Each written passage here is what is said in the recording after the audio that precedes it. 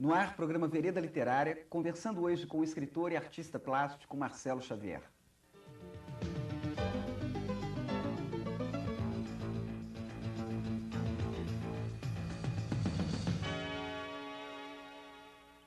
Marcelo Xavier nasceu em Ipanema, Minas Gerais. É formado em publicidade pela PUC-MG, artista plástico autodidata.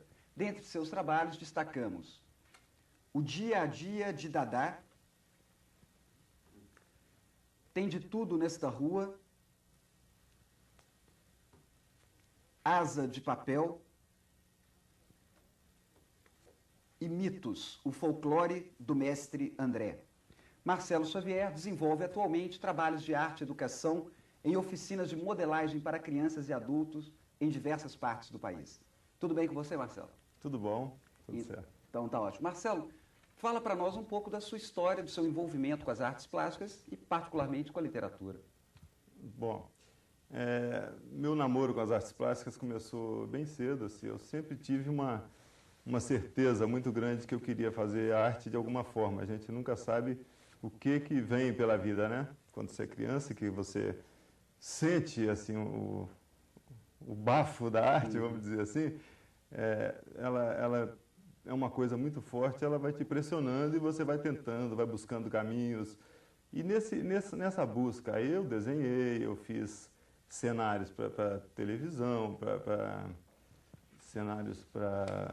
fiz inclusive carnaval de rua, fiz cenário para teatro, para shows de dança, fiz adereços, fiz ilustrações convencionais, até dessas mesmo desenhadas, até cair na modelagem com massinha, a chamada massinha. Uhum.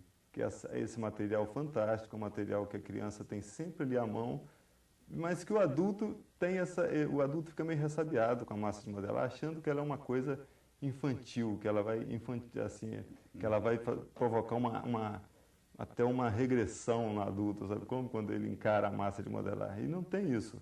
Bom, daí eu peguei no primeiro livro, que é o Truques Coloridos, né? Para fazer, que é da Branca de Paula, o texto.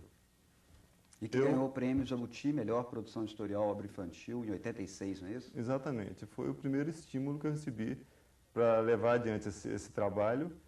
E não só isso, o material estava assim, sempre do lado, porque eu tenho filhas e elas sempre, como toda criança, tiveram massa de modelar, mas eu nunca encarei o material com essa possibilidade de expressão artística que ele tem. Quando eu de repente tive um insight de que o livro que eu queria fazer seria feito com massa de modelar, eu cheguei em casa, à noite, evidentemente, bem assim na calada da noite, quando elas estavam dormindo, as donas das massas, e criei uma pequena cena, era uma figura ali numa poltrona vendo televisão, porque o texto da Branca fala exatamente de televisão. E eu me espantei com o resultado, assim, com a minha facilidade de modelar aquela cena e com o resultado expressivo, com a comunicação daquela cena para mim. Foi quase que eu quase que gritei um eureka, sabe como? Assim, porque para mim foi um achado, não que eu tivesse inventado a técnica, eu não inventei o material, mas é uma descoberta. Eu acho que em arte, a arte é feita de descobertas. O artista, ou a pessoa que se propõe a trabalhar com arte profissionalmente,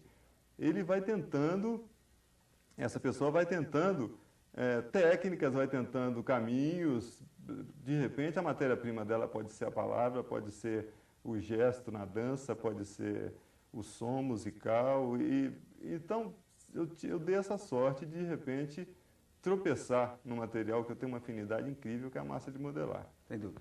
Marcelo, no próximo bloco nós vamos mostrar o seu trabalho em conjunto, mas eu gostaria que você mostrasse para nós alguns trabalhos isoladamente e falasse um pouco sobre a construção de cada um deles.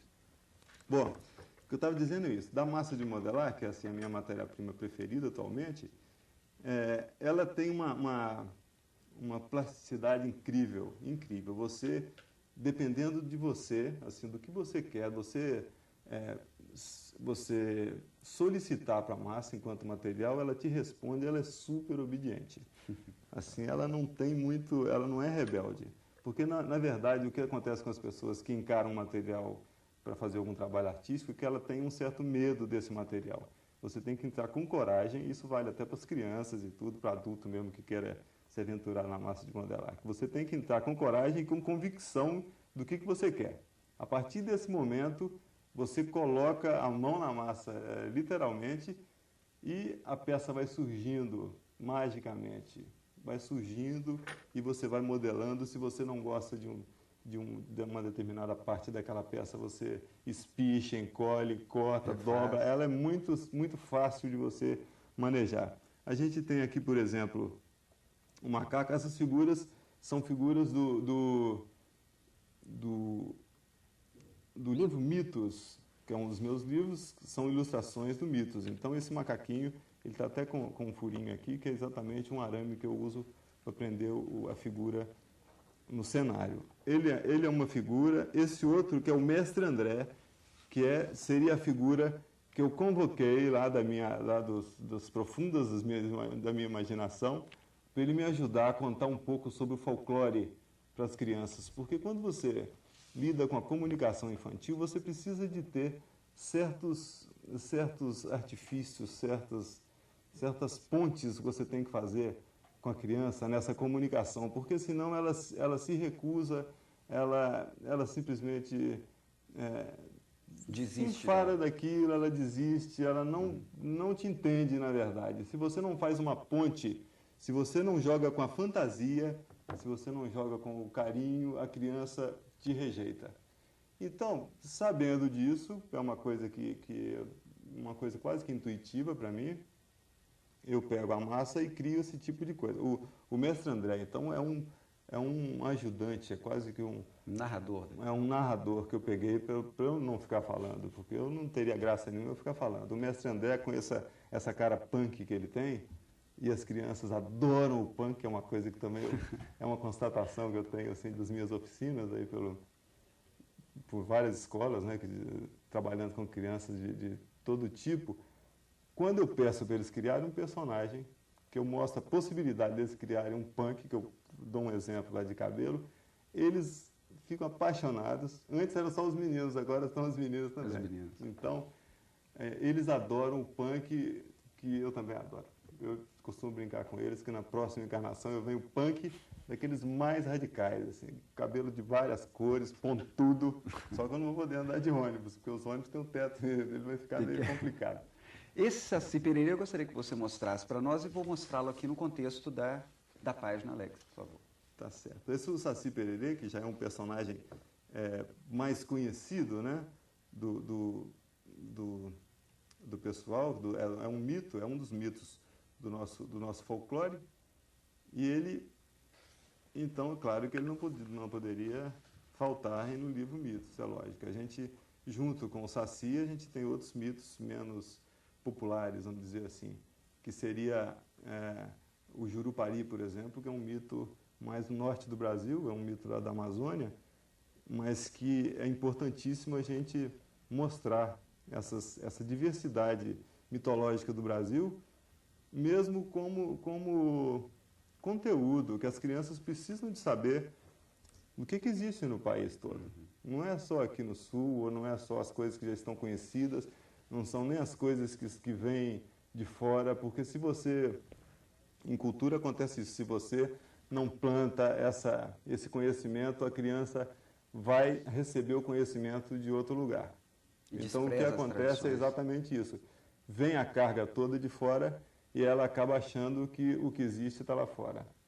Aqui dentro não existe. Ok. Marcelo, antes de comentarmos o seu trabalho Asas de Papel, nós vamos pedir à escritora Neuza Sorrente para dar um depoimento sobre o seu trabalho. Ótimo.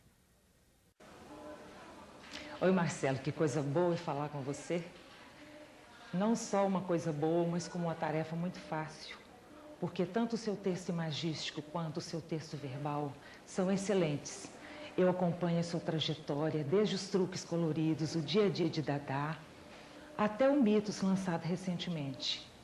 E é com muito prazer que a literatura infantil brasileira contemporânea acolhe você com maior carinho, porque você entende que o livro é um excelente companheiro nos dias chuvosos, ou melhor, chorosos, quando a terra se bronzeia, quando a gente quer sentir aquele medinho gostoso, ou também quando a televisão nos quer fazer de bobo.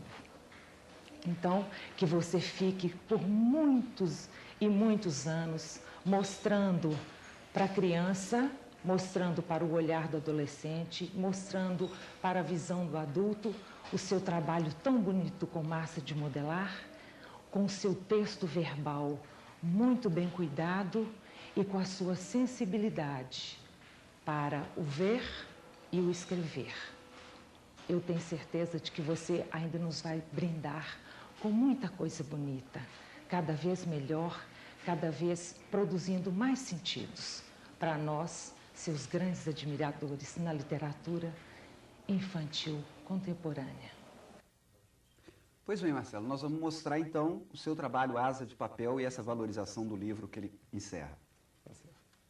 Quando você se sentir só, ou não quiser ser apenas mais um na multidão, quando quiser descobrir quem descobriu, quem inventou, como surgiu, nas curtas, médias e longas viagens, ou para ir até o infinito, no tempo que dura um grito, nos longos períodos horizontais, para ir à festa do rei, ou viver fantásticas aventuras no mar, para entender o que os bichos pensam da vida, ou atravessar o tempo como se atravessasse uma porta, para saber como é bonito o mundo visto por um mosquito. Ou, num instante, sentir a terrível solidão de um gigante. Quando o mundo vira uma geladeira e você, um pinguim. Nos dias chorosos, ou quando a terra se bronzeia, para sentir aquele medinho gostoso, ou quando quiserem fazer você de bobo. Leia um livro. Muito bem, Marcelo, te pediria então para comentar esse trabalho para nós. Pois é. Tá. Antes eu queria dizer que esse depoimento da Neuza Sorrente não é um depoimento, isso é um cartão de Natal, é um presente de Natal, na verdade, né? Porque, nossa, nunca ninguém falou tão bonito assim de mim. Merecidamente. Então, olha, o livro Asa de Papel realmente uma declaração de amor ao livro, é uma coisa que eu fiz assim, exatamente para passar para as crianças e para quem, né, se dispuser a abri-lo, que o livro é essa coisa fantástica de você poder entrar em todos os mundos e você ter o contato com autores daqui do Brasil ou de fora, você entrar dentro dos autores, porque o autor, na verdade, quando ele coloca a criação dele no livro, ele está colocando a alma dele ali, né? A literatura é isso, ele está colocando ideias, então é muito importante você ter acesso ao livro. E o Asa de Papel, ele tem essa pega. De repente eu estava num ônibus em São Paulo, que eu sou um passageiro, na verdade. Eu não sou permanente, eu sou passageiro. Então, eu ando muito de ônibus. Eu estava em São Paulo, lá em um ônibus indo para alguma dessas oficinas que eu faço lá, e de repente me ocorreu esse insight de criação desse livro, do Asa de Papel. Eu fui, como é São Paulo, você sabe que a gente, principalmente no ônibus, você fica horas, né? Então dá para você conceber uma coleção, se você quiser. E dali eu fui criando essas imagens, essas cenas, porque a coisa vem junto. Ela vem do meu trabalho, sempre o texto vem junto com a imagem, eu vou construindo aquilo tudo ali. Quando eu cheguei, que eu desci no ponto final, eu tinha o livro praticamente pronto. Claro que livro é uma coisa que não é feita só de uma pessoa, ele não é só do autor. Existe um trabalho de equipe, a partir desse esboço, que eu acho que é uma assim, a chama mesmo, é o núcleo, né, da criação. Eu coloquei aquilo no papel, aí apresentei para o editor, então tem aquelas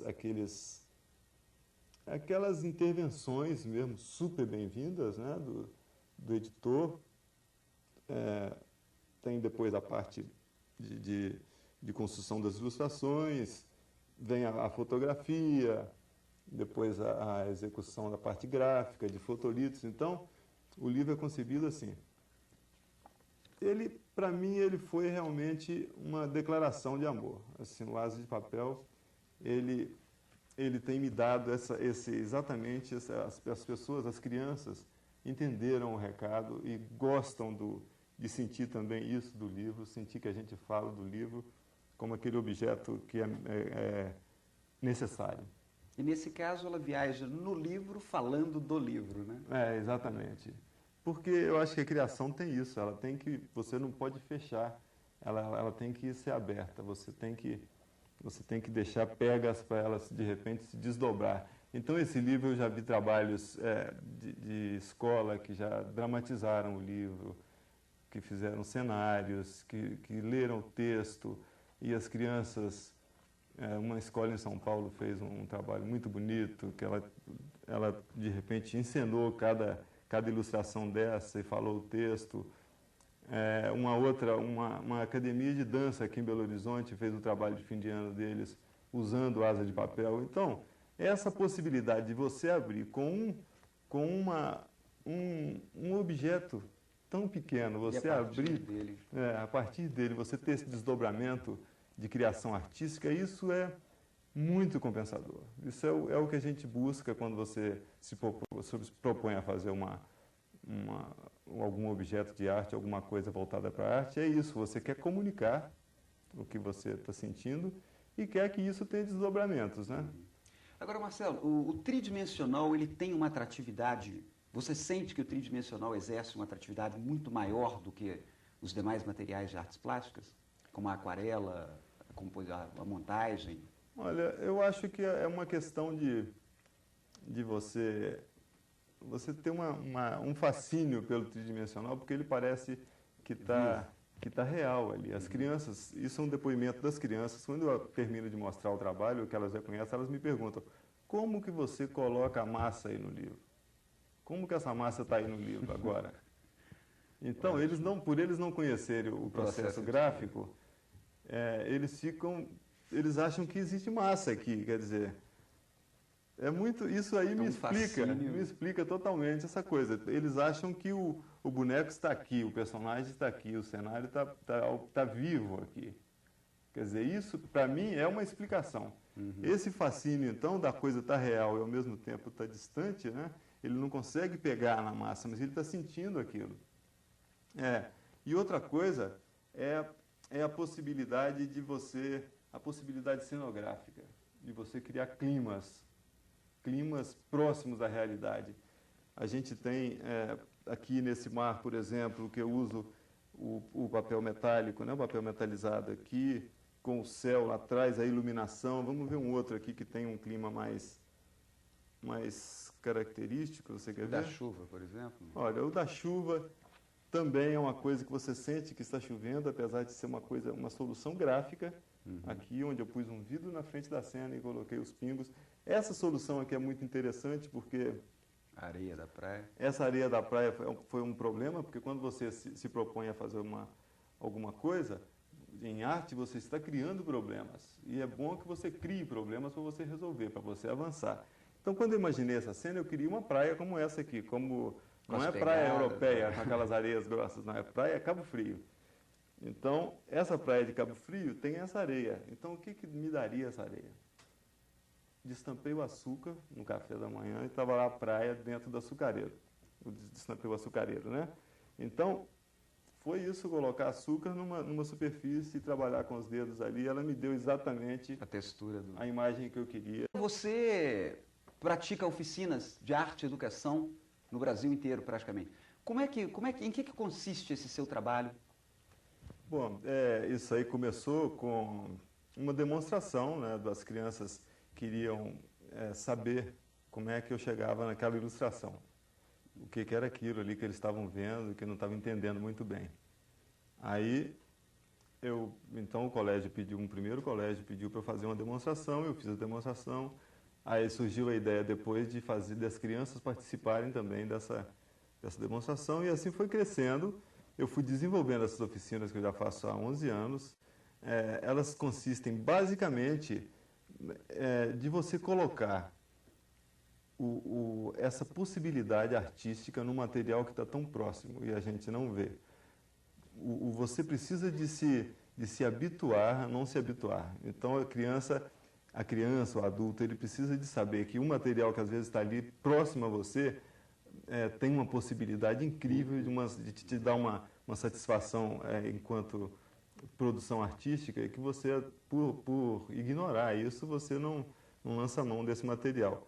Então, essa oficina ela tem basicamente essa função de você mostrar que um material simples como a massa de modelar você pode chegar a resultados surpreendentes. E que ela é um material, atualmente eu faço oficinas não só para criança. Eu estendi esse leque aí, ele se abriu para adulto, para professores primeiro. Agora ela já está se estendendo mais, ela já está fazendo, eu já faço às vezes oficina em empresa, outro dia eu já fiz em empresas em São Paulo e tudo, dentro desses programas de recursos humanos, né, de você colocar arte dentro da vida, em qualquer setor. Isso enriquecendo a qualidade de vida do ser humano como um todo. Exatamente. E uma necessidade, assim, o que eu acho premente mesmo, assim, a coisa mais importante que a educação tem a fazer atualmente, sempre foi, mas ela precisa de acordar antes da gente virar o século, é que a arte é uma aliada para ela. E não uma coisa de currículo, uma coisa de você cumprir uma obrigação. A arte tem que estar dentro da educação como amalgamada mesmo, ela tem que estar dentro da massa da educação, ela não pode ser separada, porque a arte está dentro de tudo, está dentro do seu cotidiano, você acorda e dorme com a arte, só que você não tem consciência disso. Então, essas oficinas eu procuro realçar exatamente isso, que a criança é capaz de produzir arte, ela não está fazendo ali uma brincadeirinha, é uma coisa meio séria. Apesar de ser um bonequinho que ela faz, eu tento mostrar para eles que eles estão fazendo arte. E quando eu pego, às vezes, o professor, que às vezes são professores que não são de área artística, de educação artística, e eles ficam suando as mãos e ficam naquela apreensão toda, mas a gente acaba provando que todo mundo é capaz de produzir arte. Marcelo, até onde eu sei, você, com o seu trabalho, não enfrenta muito as dificuldades inerentes ao mercado editorial como um todo. A que você atribui isso? Fator sorte, uma coisa meio inexplicável, assim, porque você, como eu te disse, quando a gente enfrenta o universo artístico, você se predispõe a sofrer a vida toda, vamos dizer assim, porque nada te estimula no começo, nada te estimula. Você é estimulado por uma coisa muito interior sua, assim, é uma fé, uma coisa muito grande, mas só sua. A partir da hora que você entra nesse universo, tudo pode acontecer. Você pode passar a vida toda numa batalha em glória, como você pode, de repente, dar certo numa comunicação artística. No meu caso, aconteceu isso com a literatura infantil. Aí, essa atribuição eu não sei te explicar. Talvez seja a comunicação fácil da massa de modelar, a coisa de eu ter achado o meu material afim, né, que a gente busca muito, sempre que faz arte, você fica buscando uma afinidade com aquelas matérias todas. Eu dei a sorte da massa de modelar ter caído no meu caminho. Pois bem, Marcelo, o seu livro O Dia a Dia, de Dadá, é um livro de história, de imagens, sem texto. Gostaria que você apresentasse para nós, comentasse o trabalho. Ok. Bom, O Dia a Dia, de Dadá é um livro que eu tenho um carinho especial por ele ser meu primeiro livro solo. Ele fala do cotidiano, de um dia a dia, exatamente do dia a dia de 3 personagens, que é a menina Dadá, um gatinho e a bonequinha dela, que vai vivendo ali com eles, os 3 vão passando o dia a dia. Bom, a gente tem aqui cenas do cotidiano, que eu pesquei assim, algumas cenas importantes. A gente tem a cena do banheiro, que de repente eu faço uma referência à higiene, a alimentação aqui no café da manhã, a escola, a música, que não poderia deixar de ser, a música está presente aqui no dia a dia deles, brincar, que é uma coisa importante, que a criança precisa de estar atenta, que ela precisa de brincar, e depois a gente volta na mesma cena, com eles dormindo e voltando a sonhar. Muito bom. Marcelo, a última pergunta do programa, quem vai fazer para você é a escritora Neuza Sorrente. Tá ótimo. Oi, Marcelão. Vai aqui uma pergunta para você, né? Que eu acho que você vai nos ajudar muito com a sua resposta. Eu li Luiz Camargo, que é um grande ilustrador e também autor de textos teóricos sobre a literatura imagística, de que as imagens precisam ser entendidas, devem ser entendidas com os olhos do coração e não apenas com os olhos do intelecto, como se fossem apenas um problema de matemática. O que você acha? O que se deve fazer para sensibilizar o olhar do leitor? Ou então, como é que se alfabetiza o olhar do leitor jovem, do leitor adolescente e do leitor adulto? Esse leitor adulto que é, na maioria das vezes, o professor que lida com o livro de imagem na sala de aula. Eu tenho certeza que você nos dará uma dica muito boa. Um grande abraço e o meu carinho de sempre, tá? Bom, um abraço para você também, Neuza. A imagem é uma coisa que a gente aprende a ler imagem a partir da hora que você nasce. Então, a criança tem essa facilidade porque ela já está com essa leitura, ela está com essa formação de leitura desde que ela nasceu. E o adulto vai achando que o livro precisa de ter texto para ele enxergar uma história ali. Ele tem esse condicionamento, essa espécie de condicionamento. O que ele tem que fazer, então, é um trabalho de descondicionamento disso. Ele tem que relaxar, pegar um livro de imagem e entender que aquilo ali é uma obra aberta para ele criar a história que ele quiser. Se ele não for exatamente na linha de ideia da concepção do autor, ele pode criar dele tranquilamente. Isso aí ele não é obrigado a seguir exatamente o raciocínio de criação do autor. Isso apavora um pouco. Sempre que você pede para um adulto, para uma pessoa qualquer, que ela compareça ali na criação, a pessoa se retrai e de repente acha mais fácil se tivesse o texto, ela lesse e a história estivesse mais explícita. Ótimo. Marcelo Xavier, Vereda Literária, agradece a sua entrevista, deseja mais sucesso para o seu trabalho. Muito obrigado. Obrigado a você. Contamos com você aqui no nosso próximo programa. Boa leitura. Muito obrigado.